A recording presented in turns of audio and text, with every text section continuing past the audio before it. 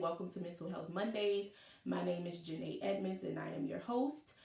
Quick disclaimer, I am not a mental health professional. I am a girl who's simply on her own healing journey, and I'm sharing the tools and lessons that I've learned through 6 years of therapy with you all in hopes that it help you deal with your mental health, help you navigate it better, give you the tools to navigate it, and ultimately, I hope that it pushes you to begin therapy and take care of your mental health more. So, with that being said, the title of today's episode is A Perfectionist in Recovery. A perfectionist in recovery. And I know a lot of y'all probably looking at me a little strange, like, what is a perfectionist in recovery? But before we even get there, I want to ask y'all a few questions. So, how many of y'all feel the need to be perfect all the time? Like, you're afraid to mess up, you're afraid to make a mistake, you're afraid to make a misstep. You feel like I have to be perfect, I always have to be on 100, and if I'm not, it becomes a problem for you. Some of us, it even stops us and keeps us stagnant if we don't feel that we're perfect. We stay stagnant. We don't try new things. We don't do things. We don't even do the things that God has called us to do because we feel like we're not perfect. We don't have all the things to be perfect. We don't have all the things for the outcome to be perfect. So we stay stagnant. So, how many of y'all have felt that, or felt that if you're not perfect, then that makes you unworthy? And I don't know about y'all, but I've been there a lot of the times when I don't feel perfect, it begins to make me question my self-worth. And so if you still saying, well, maybe I'm not a perfectionist, I want you to listen to what the definitions of perfect and then perfectionist is. And then I'm going to ask you that question again. So to be perfect means having all required or desirable elements, qualities, or characteristics as good as it can possibly be. So to be perfect means that you have all the required or desirable elements, qualities, or characteristics to be as good as you can possibly be. And another one definition is to be absolute or complete. So to be absolute or complete. And then the definition of a perfectionist is a person who refuses to accept any standard that is short of perfect. So anybody who refuse, a perfectionist is anybody who refused to accept a standard that's anything short of perfect. So that's not just standards that we put on ourselves. It can be standards that we put on others, standards that we put on relationships, standards that we put on projects that we're doing. We refuse to accept anything less than perfect. So now that you've heard those definitions, I'm going to ask you the question again. How many of y'all, and you can drop it in the comments, feel that you are a perfectionist? So, have we ever stopped to ask ourselves, why are we this way? Why don't we give ourselves grace? Why are we unnecessarily hard on ourselves? Why do we feel like we have to be perfect? Why do we feel like we cannot be human, right? Because if we're going to be real, there is no one walking the face of this earth. The only person who ever walked the face of this earth who was perfect was Jesus Christ, right? But as humans, we're not perfect. We're flawed people. We're going to make mistakes. We're going to misstep. And sometimes we are going to knowingly choose wrong. And we have to learn in those moments that it's okay to make mistakes. It's okay. It's all a part of the journey of life. But so many of us beat ourselves up for not being perfect. And so on my own journey of being a perfectionist in recovery, that's what I deem myself. I had to, in therapy, start to dig deep to why do I feel the need to be perfect? And for me, I've narrowed it down to 4 things, and I've had this conversation with some friends and family members as well. And we've kind of, through those conversations, I've been able to narrow down 4 reasons why so many of us feel we need to be perfect. So I want to share those with you. So the first reason is the fear of failure. How many people have the fear of failure? So many of us, as I said before, we don't start things. We have things that we know that God has called us to do. Or maybe you know you want to go to school so you can get to that next level to get into the career that you want to be in. And you know that you need to make a move. But so many of us stay stuck because of that fear of failure. We're so scared to fail that we don't move at all. We're so scared. We have those what if thoughts ruminating, like, okay, so what if I try and it goes bad? What if I try and I fail? What if I'm not good enough? What if I don't have enough time to devote to it? What if I don't get it on the first try? So many of us stay so stagnant because we are scared of failure. And tonight I want to let you know fear, right? Fear is a natural emotion. That it's a human emotion. We all have fears of some sort. But we have to remember that God did not give us the spirit of fear. He gave us the spirit of power, love, and a sound mind. So we have to learn to get out of those spaces of fear, especially the fear of failure, so then we can move forward in life and we don't be stagnant. And so many of us, when we think about failure, if we fail at something, that means that we didn't succeed, and not being successful means that we're not perfect. And then that's where the root of the perfectionism starts for most of us, fear of failure. Another one is fear of judgment. How many of y'all have been so scared to do anything because you feel like you're going to be judged, or you worry about other people's opinions? So you have this thought, oh, I have to be perfect because other people see me a certain way. And my perfectionism actually started there, going to therapy and seeing the root of it. For me, it started, as most of you who are on here more than likely knows, I'm a PK, a pastor's kid. I've been one since my dad's been preaching since I was 4, pastoring since I was 6. So I was always judged so harshly. Because you're the pastor's daughter, you have to be this. Because you're the pastor's daughter, you have to do that. Because you're the pastor's daughter, you have to be perfect. You have to set the example. So many people, we judge people, especially in this era of social media. We have judgment that is just magnified, right? So anytime someone makes a mistake, they are so harshly judged. That one mistake, that one moment of falling short becomes what their story is, instead of them the person, instead of, okay, I made a mistake, but I know how to pick myself back up. So many of us feel that we have to be perfect and the need to be perfect, because if we're not perfect, we're going to be so harshly judged. When technically, none of us have room to judge anybody, because we all fall short of the glory of God, right? We all make mistakes. We all mess up, whether knowingly or unknowingly. So we technically have no reason to judge, but that is a lot of us, especially myself. We are so scared of that fear of judgment that we feel the need to be perfect, and we put unnecessary expectations on ourselves. And it goes into our next one, which is the fear of disappointing others and the fear of disappointing yourself. So if you remember a few weeks back when we talked about overcoming overthinking, we talked about expectations and those should statements. You should be doing this. You should be doing that. So many of us, especially like having parent-child relationships, we're afraid to disappoint our parents or our grandparents or our family members who are looking. So we feel we have to be perfect, because if we don't be perfect, we're going to disappoint somebody.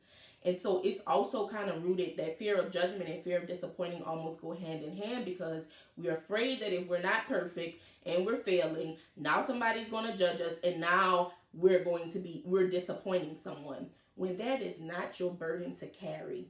You should only be focused on pleasing God and fulfilling the purpose that He's given you.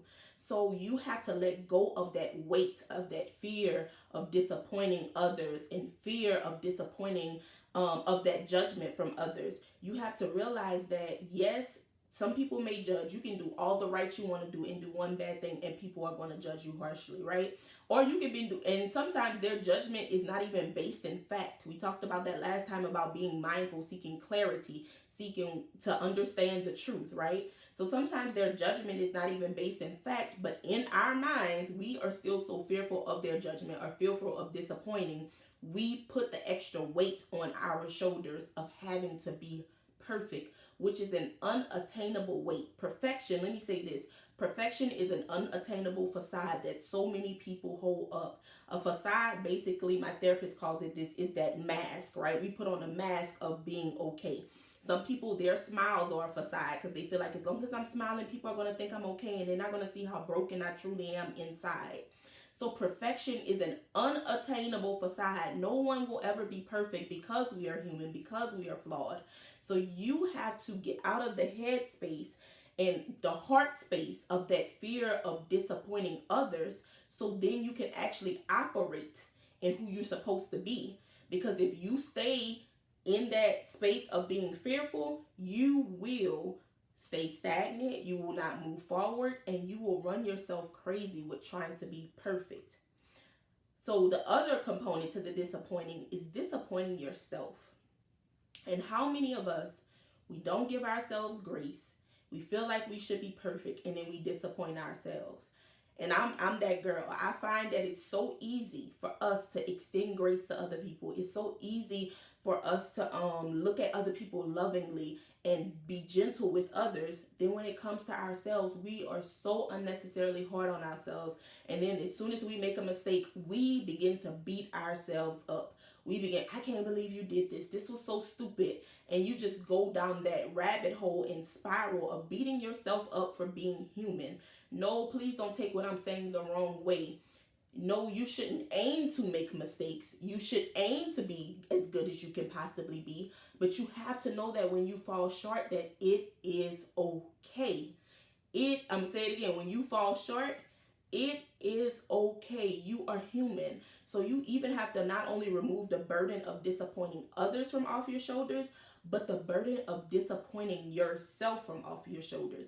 And most of the time, the burden that we carry with disappointing ourselves leads into the fourth reason I feel that so many of us feel the need to be perfect, is because we feel that we are so unworthy. So many of us struggle with unworthiness. So many of us struggle with the lack of confidence. So many of us struggle with feeling that we're not enough. We feel that we are just not enough with who God created us to be. So we feel so unworthy that we're always disappointing ourselves. So when we really look at all four of the reasons why most of us feel the need to be perfect, they kind of are building blocks on each other, or should I say they're kind of intertwined, because it all stems back to the need to be perfect because we don't want to disappoint anybody. But if we also realize something, most of our wanting to be perfect is rooted in fear. I'm going to say that one more time. Our need and want to be perfect oftentimes is rooted solely in fear. If we look at the four reasons that I gave, three out of those four reasons were literally fears that most of us have: fear of failure, fear of judgment, fear of disappointing ourselves and others. We are rooted in fear. We cannot live a life from a space of fear. It is unhealthy. It brings you down. You're disappointing yourself. It's just too heavy to live in a space of fear. And I've been in this season of my life, instead of saying faith over fear, because to me that's just slapping a band-aid on a wound, right? We're not assessing the wound. We're not assessing the fear. We just gonna slap a faith band-aid on it, which really doesn't work and causes a cognitive dissonance. So instead of saying faith over fear, I've been challenging myself as well as you all to surrender your fears. Acknowledge them, right? We have to acknowledge what we are fearful of. We have to acknowledge that fear of failure, that fear of judgment, that fear of disappointing ourselves and others. So when we acknowledge those fears, when we go to God honestly and transparently with those fears and say, God, these are my fears. I'm bringing them in. I'm laying them at your feet. Then we can activate our faith. But it's oxymoronic. You cannot live in a space of fear and faith at the same time. You have to learn how to surrender those fears so then you can activate your faith. And you have to know that that is a continual process, because as life goes on, as you grow, as you get to different levels in life, different fears come. Certain things that you didn't have to worry about. Let's use, for example, just the natural cycle of life. As a child, you didn't have to worry about paying bills. You didn't have to worry about putting food on the table, making ends meet, making sure a roof is over your head, making sure you have clothes. You did not have those responsibilities. So you didn't have those fears. But as an adult, that is now your responsibility. So that's where fear comes in. So you have to actively, daily, surrender those fears to God. So then you can activate your faith. Then you can say the scriptures. Then you can remind yourself how God will supply all of your needs. But if you're operating solely out of a space of fear, you cannot do that. And then that fear produces the need to be perfect. So it's really a spiral, or should I say a cycle, that we have to get out of. And the reason, like, we've discovered these reasons, right? But we have to also realize that these reasons are not only reasons that sometimes we put on ourselves, but we put on others. If I have any parents that are on my live tonight, please listen to me. Do not grow up and become an adult and become so evolved that you forget that you was once a child who made mistakes and had to learn and grow too. Some parents are so unnecessarily hard on their children that your children fear coming to you. Your children don't feel like you're a safe space because they feel like that they have to be perfect. Because we've talked about this before, as kids, the voice that's in our head that forms our inner thoughts are our parents. So the words that you speak to your children, they matter. So showing them, I have 3 nieces now, and I am now so intentional and cognizant of being a human in front of them, showing them that just because Nanny is an adult, it doesn't mean that she has it all together. Just because Nanny is an adult doesn't mean that she doesn't fail, or doesn't mean that she doesn't make mistakes, or doesn't mean that she makes the wrong choices sometimes. We have to, especially as parents, as aunts, as uncles, grandparents, whatever role you play, especially in a child's life, you have to be cognizant of the example that you set for them, because they are looking at you. So what you do, more oftentimes more than what you say, is what they will emulate. So even though you a go-getter and you always going, but if they see that you're always going, they're going to think when they grow up, okay, I seen my mom or my dad always getting it. They never took a break to rest. They always seem perfect. So if I don't seem perfect, I'm disappointing them because I'm not living up to the standard they set. Which is why it's so important to share your life with your kids, right? I am so grateful that my parents shared their mistakes with me. They was like, look, I made this mistake. Look, I ain't perfect. When I was your age, this is what I was doing. I'm grateful as a 28-year-old that I have that relationship with my parents, and they've done that for me. So now in moving into my adulthood, I'm like, okay, I know that I don't have to set this high bar, or I don't have to be so afraid to go to my parents, because just like me, they're human and they've made mistakes. So now they are able to show me, look, I've lived past my mistakes, I worked through my mistakes, I became better. So now I can say I could do that too, because I seen them do it. I seen that they are human. So we have to be so careful of the standards that not only we set for ourselves, but that we set for others, the expectations that we put on others, because sometimes you can be somebody's worst enemy with how you judge them so harshly in their need to be perfect, which then leads to a lack of self-confidence, which then leads to some people ultimately even harming themselves because they just feel like they can't live up to your standard. And now that we have discovered the reasons why most of us are perfectionists, or perfectionists in recovery, as this episode is entitled, let's talk about some antidotes to help combat perfectionism. So, some antidotes to help combat perfectionism. The first one is realizing that you are human. Can somebody type that in the comments for me? I am human. So, the first antidote to combating perfectionism is realizing that you are human. I said it earlier and I'm going to say it again. No human to ever walk the face of this earth other than Jesus Christ himself was perfect. We're human. We're flawed. We're going to make mistakes. We're going to misstep. And sometimes we're going to knowingly choose wrong. You are human. It is okay. The beautiful thing about being a human being, and the beautiful thing about having a relationship with God, is knowing that even when we fall short, God doesn't stop loving us, and he gives us grace. And he gives us another opportunity to get it right. Every day that you wake up is another opportunity for you to get it right. So know that when you have human moments, it is okay to have a human moment. Nobody's asking you to be perfect. You're putting those standards on yourself, because when we talked about the reasons before, yes, people can set unattainable expectations and standards and judge you and all of those things, but ultimately you take those things on. You have the choice to say, you know what, if that's your expectation for me, that's fine, but I don't have to accept that. I don't have to put that burden on my shoulders. I don't have to take that on, because I know that I am human. Yes, me being human It's not an excuse. Please don't take it as an excuse like, oh, I'm human, so I'm just going to mess up and it does not matter. No, that's not what I'm saying. You should have standards. You should strive, but make sure that your standards are relatable or attainable or achievable, and know that if you ever do fall short, it is okay. So the first antidote to combating perfectionism is knowing that you're human. The second one is knowing that mistakes and missteps are life's greatest teachers. Mistakes and missteps are life's greatest teachers. Had it not been for the mistakes that I've made, had it not been for the missteps that I made, had it not been for the times that I chose wrong, the lessons that I've learned that shaped me into the woman that sit before you today, I would not be. We have to realize that we are human, so we're going to be flawed. We're going to make those mistakes and misstep, and we're going to misstep sometimes. But it's not about the amount of mistakes you make. It's not about the amount of missteps that you take. It's about learning and growing from them and being able to pick yourself up from them. Not allowing yourself to wallow in your mistakes, to wallow in your missteps, to wallow in your bad choices. Being able to say, okay, I made this mistake. I made this bad choice, but guess what? It happened. I can't go back and change it. All I can do is own it. Number one, be accountable and own it. Number two, learn the lessons that I need to learn from it. And number three, move forward and vow to be better.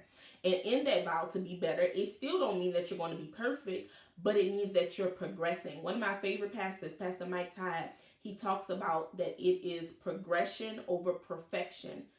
Somebody drop that in the comments. Progression over perfection. It's not that you won't make mistakes. It's not that you won't be flawed. It's not that you won't choose wrong sometimes.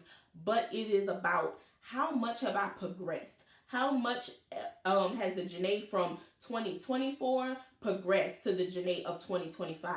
Not about how many times I've fallen, not about how many missteps I made, but about every time I picked myself back up, about every time I acknowledged that I made a mistake or a wrong choice or a misstep, every time that I've learned the lesson, and not only learned it, but now that I'm applying that lesson in order to move forward. Which goes into our next antidote, which is giving yourself grace. Giving yourself grace. In those moments, saying, I made a mistake, I made a misstep, but I'm going to be gracious towards myself. God gives us brand new mercy and brand new grace every day that we wake up. We get another chance, and that slate is wiped clean. We have to learn how to do that for ourselves. If we do not learn how to wipe the slate clean, if we don't learn how to give ourselves grace, if we don't learn how to say, okay, it happened, I'm not going to wallow in it, I'm going to own it, and I'm going to move forward. I'm going to know that this does not define who I am. It might be a small part of my story, but it might be a small part in my story, but it is not my full journey. We have to learn to give ourselves that grace. We have to learn to say, I don't need to be perfect. We have to learn to say, okay, I didn't show up the best way that I could, but at least I did show up. We have to learn that just as God gives us grace, and just as we give grace to others, as we forgive others, we have to learn to give ourselves grace. We have to learn to forgive ourselves, and we have to learn that it is absolutely okay that things will happen, that life will happen. We can't always control life, but we can control the way that we respond to it. And oftentimes, our response does not need to be us beating ourselves up. Our response does not need to be us wallowing in that. Our response simply needs to be giving ourselves grace. And most of us don't give ourselves grace because we don't recognize our worth. So our fourth and final antidote to combating perfectionism is knowing that you were born worthy. I'm going to say that again. Knowing that you were born worthy. If you're a believer, you know that there's a scripture that says we are a chosen generation and a royal priesthood. You were born worthy. When you were formed in your mother's womb, at that moment, to the time you came out to however old you are today, you have never stopped being worthy. You have never stopped being worthy of love. You have never stopped being worthy of grace, forgiveness, compassion. You have never stopped being worthy. No matter what stage in your journey that you're on, no matter how much you feel like you still have to grow to get to the best version of yourself or to be the person who God has called you to be, your worthiness does not diminish in any of those seasons of your life. Even when you feel like you've made the worst choice or the worst mistake or took the biggest misstep, it does not mean that you are not worthy. You are still worthy of grace, you're worthy of forgiveness, and you're worthy of love. You have to know that even when you are not good, even when you don't have good moments, that you are still worthy. Even when you have moments that are not perfect, you are still worthy. Even when you have moments that you feel like a complete and utter mess and failure, you are still worthy because you are God's child and you were born worthy. But you have to know your worth. You have to accept who you are. You have to accept your story and know that nothing that I've been through has diminished my worth. The things that I've been through, I've learned from them, but they have not diminished my worth. They have not diminished who I am. In fact, all they have helped me to do, if I've honestly taken accountability and seen the lesson in it and learned the lesson, all that they have helped me do is become a better version of myself. But that does not mean that I'm any less worthy. Mrs. Kev on stage, she has this quote which I hate to jack it up, but it's on the shirt that says, no matter what stage or phase that I'm in my life, I am still worthy. It doesn't diminish my worthiness, right? So without change and without judgment, you are still worthy. No matter what you go through, you are still worthy. And I feel that is where I'm staying on that for so long, because that is where this stigma or this notion of being a perfectionist comes from. We feel we have to be perfect because so many of us feel if we're not perfect, then we're not worthy. And that could not be further from the truth. It doesn't matter if you are in a bad moment, a bad season, a season of storms, a season that either you put yourself in or whatever, you are still worthy. You are still worthy of love, of grace, of forgiveness, and you are still worthy of showing up just as you are, as your authentic self. Know that you don't have to hide behind a facade of perfectionism. As we said at the beginning of this episode, perfection is an unattainable facade that so many people like to perceive that they have, but they don't really have, because none of us are perfect. So now that we've dug to the root of perfectionism and why we feel the need to be perfect, now that we have those antidotes, now that we know that we are worthy no matter what I want to remind you is that if you deemed yourself a perfectionist at the beginning of this episode, I don't want you to deem yourself as just simply a perfectionist anymore. You are a perfectionist in recovery. And why did I use the word in recovery? I'm about to tell you. Me and my good friend was having a conversation, and I was telling her how I had a less than perfect moment, right? I had a moment that I could have done better, and I was beating myself up and being so harsh. And she was like, Janay, stop. And I'm like, what? She was like, stop talking. Just stop beating yourself up. Stop going through this pity party with yourself. She said, you are not in AA. And I looked at her and I was like, what you mean? She said, you are not in AA. You do not lose all of your chips. And I'm like, girl, what do you mean? She said, think about it. And I'm going to tell you the same thing as I'm saying this. Think about it. There's Alcoholics Anonymous for people who are alcoholics, Narcotics Anonymous. And what do they get in those things? Once they get to 30 days of sobriety, 60 days, 90 days, they get chips, right? So they get a chip for every milestone in their sobriety journey that they have. But the thing about AA and NA oftentimes is whenever you break your sobriety, you lose those chips and then you got to gain them back. So, and they are in recovery. So the thing about being a perfectionist in recovery is knowing that it is not an overnight process. It is not an easy process. Perfectionism is still going to rear its ugly head in your life. It's still going to be in your head. It's still going to, some of your thoughts, right? You're going to be, oh, I could have done better. Oh, this. And you're going to beat yourself up. And why was I not perfect? But when you have those moments, it's not about not having the moments and not having the thoughts. It's about how long you allow yourself to stay there but also realizing that just because you had a moment, just because in your recovery journey from being a perfectionist you had a moment, it does not mean that you lose all of your chips and you have to start all over. All it means is that I had a moment, I've acknowledged that moment, I'm accountable for that moment, I'm learning from that moment, and I'm going to vow to be better moving forward. So that's where the in recovery comes from. I'm no longer putting that label on myself of being a perfectionist. I'm saying that I'm a perfectionist in recovery. And anybody who's in my circle or around me, if I do have those moments, they'll tell you, I said, oh, hold on, this is my perfectionism in recovery showing up. I got to remind myself. And sometimes you're going to have to do that same thing. You're going to be saying things, you're going to be having thoughts, and then you're going to remember, or you're going to be putting unnecessary pressure on yourself or judging yourself unnecessarily, and you're going to have to stop and say, hold on, perfectionism is rising up. I need my recovery tools. And your recovery tools are those 4 antidotes I gave you and whatever else you use to help combat those things, right? So I'm going to go over them really quickly one more time. Realizing that you're human. Knowing that mistakes and missteps are your greatest teachers. Giving yourself grace. And last but not least, knowing that you were born worthy.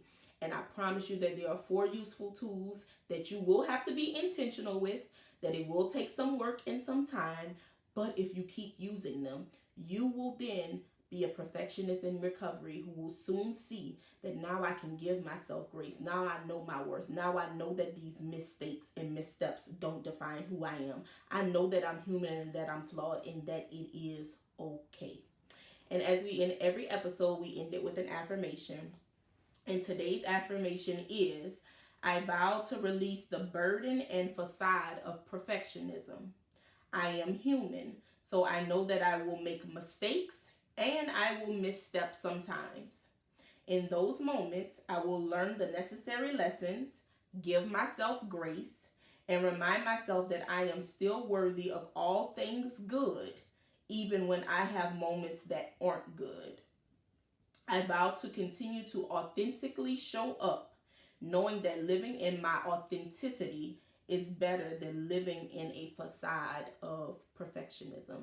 And now that we've affirmed it, let's seal it with a prayer. God, I thank you for this day. I thank you for this Mental Health Monday. I thank you for this platform. I thank you for everyone who is on live right now with me and everyone who will watch later.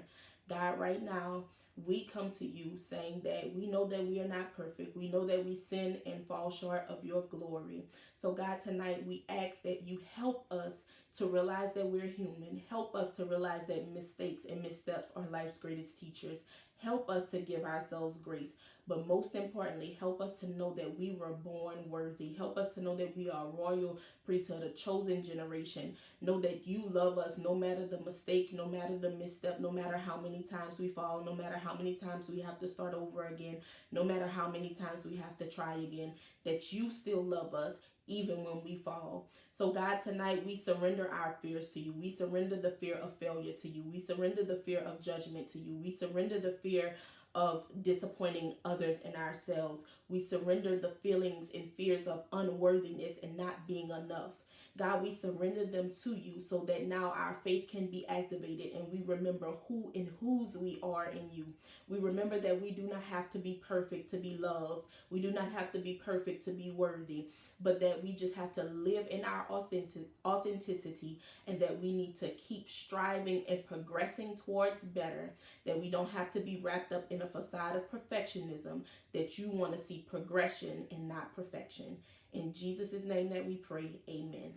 So my J-Bugs, as every week, I thank you for coming with me on this phase of our journey as we turn pain into purpose.